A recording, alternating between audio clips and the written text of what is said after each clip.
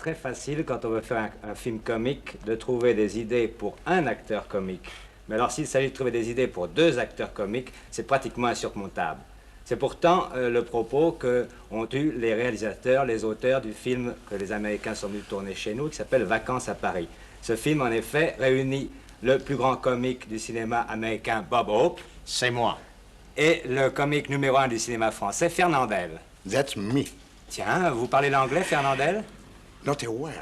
Et vous parlez le français? Pas un mot. Bon, ben, ça commence très bien. Il ne vous manque plus qu'une panne d'antenne et puis ça sera complet. Enfin, écoutez, puisque vous ne parlez pas français, ou du moins pas plus que ce que vous venez de dire, Bob Hope, nous allons recourir à un traducteur.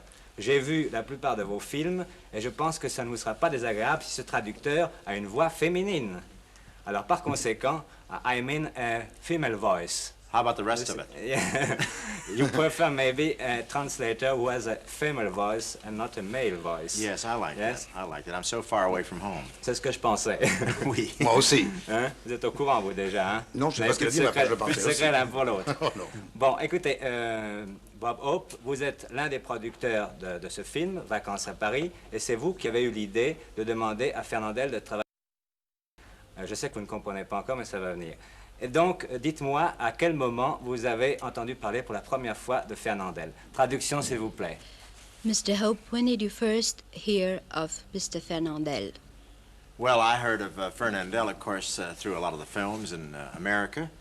And then when I was making a film in England last year, I came over here to ask him to do a guest shot with me on my television show, be a guest star.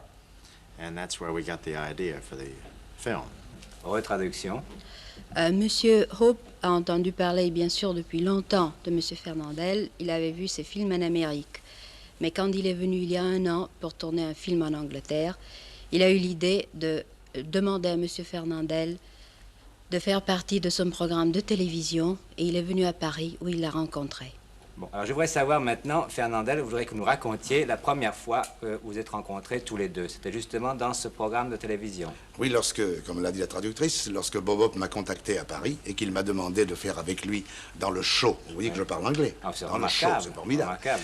Dans le show qu'il a en Amérique tous les mois et demi à la télévision C'est américaine. une énorme affaire, d'ailleurs. je crois, J'ai un accepté énorme d'abord succès. par admiration pour Bob Hope, qui est un grand acteur américain, et une double admiration car il y a très peu de comiques dans le monde entier. Alors chaque fois qu'on se rencontre, il est assez agréable pour un comique français et européen de rencontrer une grande vedette américaine et se dire nous allons essayer de faire quelque chose ensemble avec nos natures différentes. Ouais. C'est pour ça d'ailleurs que j'ai accepté avec Bob Hope de faire ce show dans sa télévision. Oui.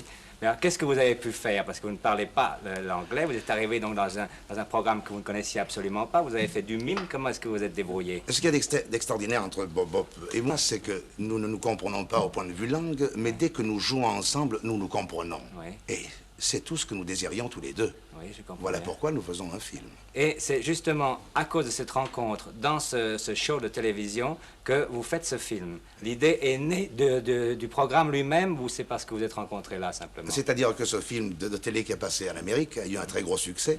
Et Bob Hope, à ce moment-là, a eu l'idée, il m'en avait parlé déjà d'ailleurs en Angleterre, de faire un jour un scénario pour nous deux. La première des choses, c'est de trouver un scénario. Lorsqu'on m'a dit le scénario est trouvé, j'ai donné mon accord immédiat. Bon, Bob Hope, maintenant vous allez nous dire quelle est l'idée de base de ce scénario. Traduction. Mr. Hope, what's the basic idea of the script? Well, the script is this American actor that comes to France to buy this play and gets into a lot of problems and then enlists the aid of this friend that he met on the boat, Fernandel, who plays practically himself. And from there we go into a series of events that turn into comedy, we hope. C'est en somme l'histoire de Bob Hope qui rencontre Fernandel. Vous jouez vos propres personnages, si j'ai bien compris. Exactement, avec cette différence que nous avons changé de nom. Ah bon? Il Vous appelez s'appelle... comment? Et moi, je m'appelle Fernidel. Comprenne qui pourra. Hein. Je ne sais pas si on comprendra, ce sera assez difficile. Oui, mais ça, on a essayé distribuera de une trouver note la avec le consonance. programme Voilà, pendant oui. qu'on vendra les chocolats Peut-être, glacés. voilà, oui. Hein, on finira par s'entendre. Mais dites-moi, ce film, nous savons qu'on le tourne puisque nous sommes ici sur ce plateau, mais on a dit beaucoup de choses à propos de ce scénario. D'abord, on a dit que le scénario n'existait pas, et ensuite que vous ne le tourneriez pas. Qu'est-ce qui s'est passé exactement? On a d'abord cru que c'était de la publicité, Oui? n'est-ce pas? Oh bon, on croit toujours d'abord. Toujours, n'est-ce pas? Alors, c'était pas une question de publicité, mais lorsque j'ai accepté de faire le film, en tout bien, tout honneur, et faisant confiance à Bob, et je dois dire d'ailleurs à son avantage qu'il n'y est pour rien dans l'histoire qui est arrivée. Mais je demandais depuis quelque temps le scénario définitif, le découpage, comme nous appelons techniquement, n'est-ce pas, un film. Alors, j'avais reçu l'histoire dans un synopsis, que j'avais agréé, mais lorsque le découpage est arrivé, je n'ai pas retrouvé l'histoire du synopsis. Alors, d'où ma colère concentrée, que je n'ai pas pu garder, car étant méridional, vous savez, j'ai explosé. Mais il n'y avait rien pour lui, mais alors absolument rien. Seulement les auteurs américains qui travaillent pour Bob ont l'habitude, n'est-ce pas, de voir les gags à leur manière. Et ils se sont dit, Fernandel est un comique visuel. Sa figure nous suffit, il fera rire sans parler. D'accord? Mais il faut au moins que je sois là. Sans ça, alors, je ne fais pas rire. Et vous n'étiez pas là? Eh bien, beaucoup de scènes où je n'étais pas là. On vous avait oublié.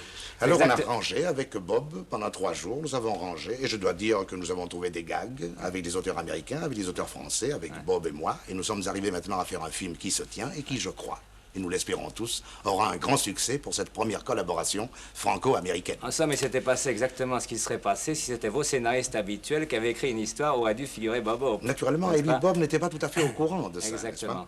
Puisque le découpage a été fait au dernier moment. Mais en général, dans vos films, vous n'avez pas l'habitude de partager la vedette avec qui que ce soit. Comment est-ce que ça va se passer entre vous deux? Vous allez prendre une règle à calcul pour calculer vos scènes? Mais non, alors ça s'arrête ici.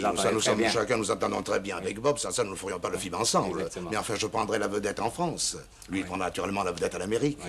Vous savez que l'histoire du générique, un avant l'autre, n'a pas beaucoup d'importance si le film est bien. Oui, évidemment.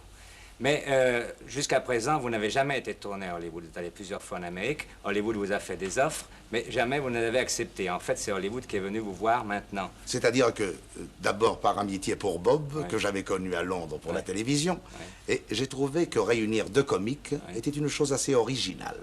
Et si j'ai refusé plusieurs propositions en Amérique, c'est parce que je ne parle pas l'anglais, et j'avais peur que mes camarades, expliquant le scénario ou les scènes où j'étais, ne comprenant pas, je perdais 50% de ma personnalité. Et ce qui doit être également original, c'est la façon dont votre travail américain actuel est organisé. Vous avez un contrat typiquement américain. Il doit être assez curieux. Oui. Il paraît que c'est très curieux. C'est-à-dire qu'il est très curieux par certains paragraphes, n'est-ce pas? En voilà un d'ailleurs, que j'ai tenu à conserver. Si l'acteur change de physionomie, nous avons le droit de le résilier immédiatement. Évidemment, si on ne vous reconnaît pas. J'ai pensé que si le lendemain, en sortant dans la rue, on ne me reconnaissait pas, je ne pouvais pas raccorder avec ce que j'avais fait la veille. J'ai donc laissé ce paragraphe. Car je trouve ça très drôle. Il y en a un autre? Oh, il y en a plusieurs, il y en a beaucoup. Mais il paraît que ce sont les notaires qui font ça là-bas, n'est-ce pas? Car il y a 17 pages. 17 pages, n'est-ce pas? Que, naturellement, il y en a surtout un où on n'a pas le droit. Et c'était mon cas, hier soir, où ces jours-ci, je suis allé faire un gala pour la radio publique. Et je n'avais pas le droit de le faire, mais je l'avais signé. Et mon contrat me l'interdisait. Ainsi d'ailleurs que de paraître sur scène ou à la télévision. Alors j'ai dit que j'acceptais de faire un additif à la condition que Bob se couche tous les soirs à 9 h. Alors on m'a donné la permission. Il faut une traduction là, parce que quand même il est directement visé. Mr. Fernandel is talking about what he found peculiar in the American contract. And he says that he accepted one of the conditions that he should not appear at any gala nights if you would go to bed every night at 9 o'clock. Well, tell him with the change of time, I feel like going to bed every noon, at noontime over here, because we have a 9-hour difference. And when everybody else is getting up, I want to go to bed. Monsieur Hope nous dit que pour le moment, le décalage de 9 heures avec la Californie lui donne de tels troubles que lui, il a envie de se coucher l'après-midi. Je crois que vous allez avoir 3 mois pour vous habituer.